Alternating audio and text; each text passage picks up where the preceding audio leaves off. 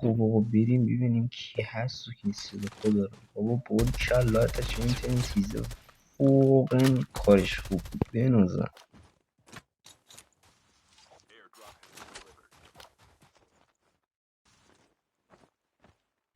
خب آقا اونم از یارش بریم بزنش نشد ولش کنش.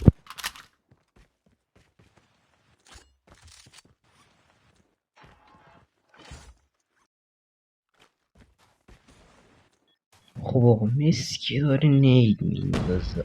آره نید میندازه. وای وای نه از این نیدا نه نه نه باز نه. آقا بذار بریم آرمورمون رو بذاریم. آقا باز از این هلیکوپتر چرا میفرستی دیگه احمق دستم نرسید.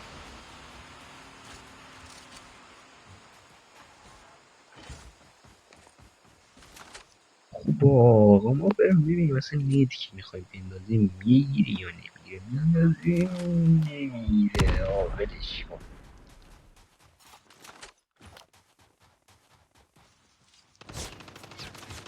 جلو که میخوام بزن به تو این نمی قشنگم.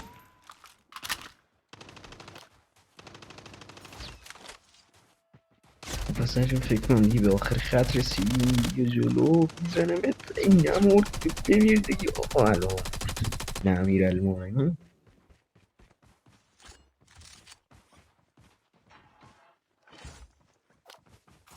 اون مسکین امیر المومنین یاراش هم باشه اصلا بریم بزنیمش. یه دقیقه لگ شدم بمیر این هم از امیر المومنین اون یارش بگیرش.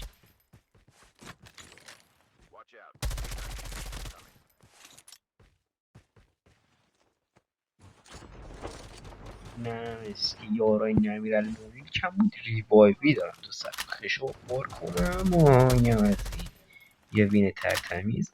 اگر اتچمنت هم خواستی تو چنل تلگرام هم گذاشتم بیدش